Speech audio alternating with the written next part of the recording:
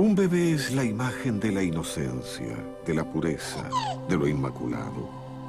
No se tienta por los deseos de la carne y está libre de pecado. ¿O es esta una ilusión? ¿Dónde se generan las debilidades humanas? ¿Cómo se pervierte el deseo humano quedando fuera de control? Ansiamos emoción y distracción. Codiciamos. Nos obsesionamos por la avaricia y la envidia. Mantenga las manos en alto. La tentación de una vida de pecado nos puede provocar tristeza y desesperación. Los feligreses medievales llamaron a esto los 7 pecados capitales. Una señal de advertencia para no desviarse del camino hacia la salvación. Hoy, la ciencia está considerando esta antigua sentencia, dándole un giro sorprendente. Los 7 pecados capitales se refieren a características esenciales de la personalidad. Hoy sabemos que tienen un componente genético sustancial. Un 50% deriva de su formación genética, de su ADN. Ira, gula, pereza y codicia.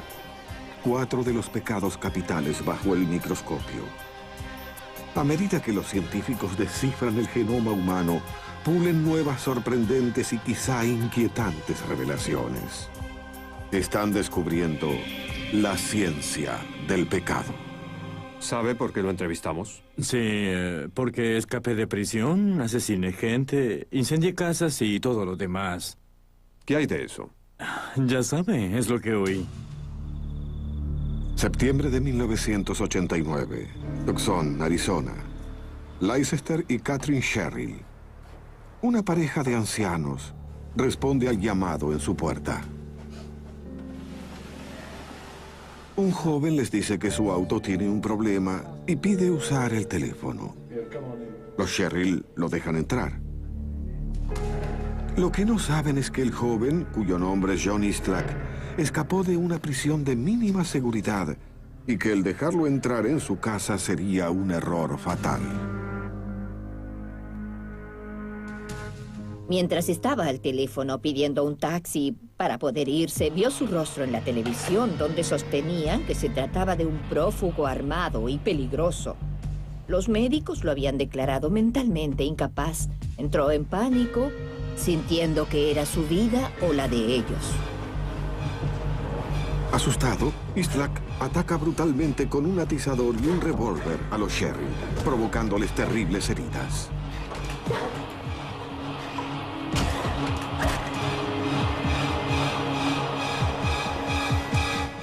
El violento ataque provoca heridas fatales en el señor y la señora Sherrill. Con tan solo 21 años de edad, John Eastlack es arrestado y acusado de asesinato en primer grado. En El Paso, Texas. Lo que hace del asesinato algo tan horroroso es que Eastlack parece no tener sentimiento de culpa o remordimientos. En cambio, siempre sonríe o tiene una mueca extraña. Las autoridades dicen haber hallado sus huellas dactilares en la casa de los Jordan. ¿Ah, sí? ¿Están seguros de que usted se llevó su auto? Bien, no sé cómo llegaron mis dedos allí a menos que yo haya estado. Johnny se reía en todo momento. El fiscal lo apoda el bromista John, pero el jurado toma el caso con seriedad. Nosotros, el jurado, hallamos al acusado John Patrick Eastlack culpable de asesinato en primer grado. A pesar de los ruegos de su madre, John es sentenciado a muerte. Su familia está devastada. No podía creerlo. Es decir, no podía creerlo. Sabía que John había tenido problemas por robar y mentir y por eso estaba en prisión. Por haber usado el documento y la tarjeta de crédito de otra persona. Pero no tenía antecedentes de violencia. Nunca participó en una pelea. Era un muchacho asustadizo. Si había algún tipo de confrontación, no quería ser parte de ella. Kathy y su primer esposo adoptaron a John para que fuera hermano de su hija natural. Como psicoterapeuta que trabaja con adolescentes perturbados, creía con firmeza que una crianza con amor y moral convertiría a todo niño en un adulto equilibrado. Pero lo que descubre acerca de su hijo adoptivo amenaza con frustrar tal convicción. Kathy visita regularmente a John en prisión. Desesperada por salvar su vida, se embarca en la búsqueda de la verdad sobre su hijo. ¿Cómo pudo su hijo adoptivo John, criado en el mismo ambiente afectuoso que su hija, haber resultado tan diferente? Creo que la mayor diferencia era que mi hija aprendía cosas y parecía aprender de la experiencia. Aprendía cuando le enseñábamos cosas. En la escuela aprendía con más facilidad que John. Aunque era un hijo cariñoso y afectuoso, según lo que recuerda su madre, John robaba cosas de su bolso. Robaba a su padre y a sus compañeros de escuela. A los 7 años tenía problemas de aprendizaje. Luchaba para mantenerse al nivel de sus compañeros de clase, tanto a nivel académico como social. Y se metía en problemas por robar y mentir. Parecía que John siempre daba contra un muro y ni siquiera entonces aprendía de la experiencia. Creo que esa era la mayor diferencia. Regresé a la agencia de adopciones y dije, vean, mi hijo está condenado a muerte y será ejecutado y necesito saber todo lo posible sobre esta parte de su vida que ha estado oculta. Meses de cuidadosa investigación abren la puerta al pasado genético de John Eastlack.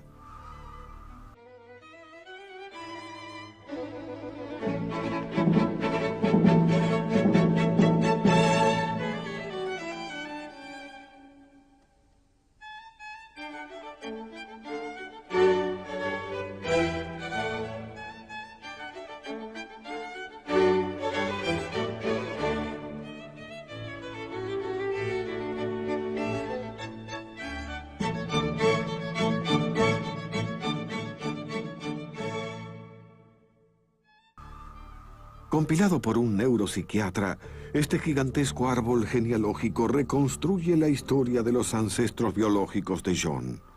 Una historia oscura que sorprende a su familia adoptiva. Básicamente lo que hacemos es comenzar a buscar en múltiples generaciones.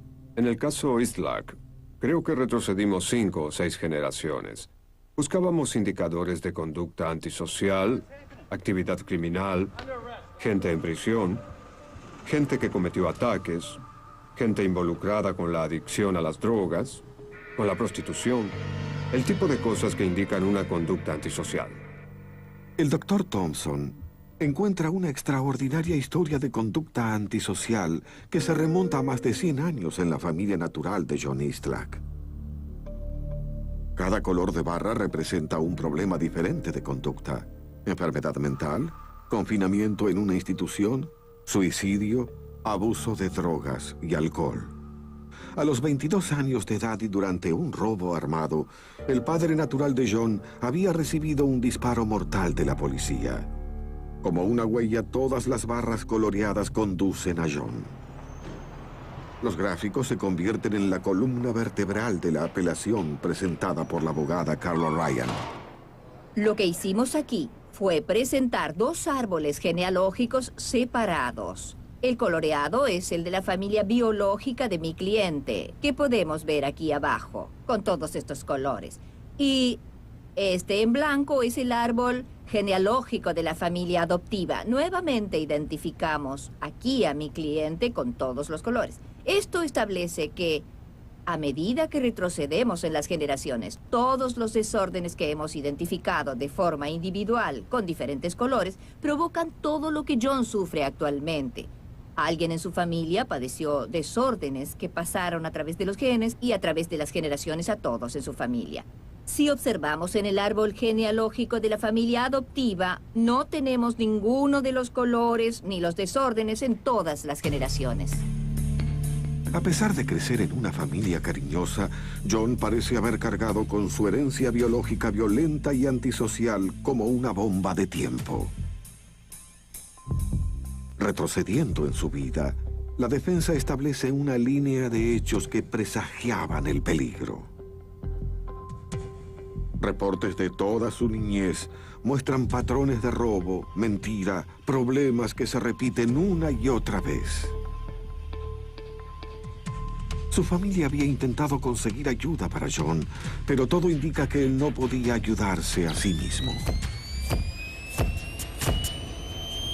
Al asesinar a los Sherrill, ¿significa que finalmente la naturaleza triunfa sobre la educación? Allí es cuando escapo. No sé cómo lo llaman, pero es cuando dejo de tener sentimientos. No puedo expresar nada. Me miro y todo lo que puedo hacer es verme físicamente cometiendo el crimen. Él no aprende de la experiencia.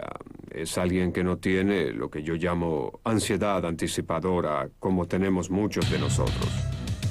Si pensamos en hacer algo ilegal o levemente peligroso, experimentamos un aumento en nuestra presión sanguínea, nuestro pulso, nuestra respiración, etc.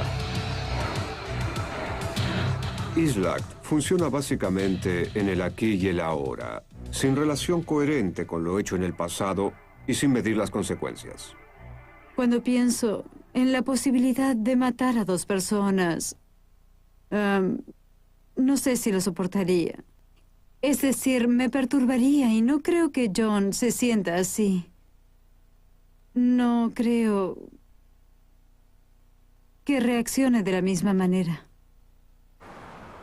6 años después de que John Islak fuera sentenciado a muerte, la Corte Suprema de Arizona revisa esta nueva evidencia y reduce la pena a prisión perpetua.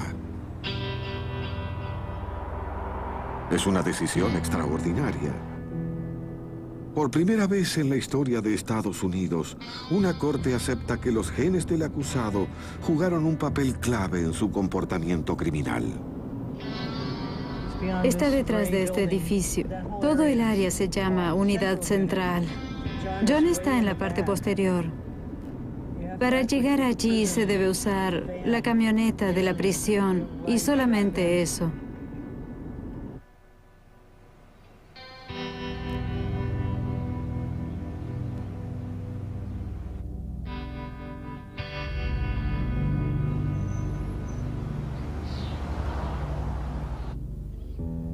Pero los casos como el de John Islak indican que estamos indefensos ante nuestros genes, condenados a cumplir con un programa genético sin importar cómo somos criados o qué aprendemos.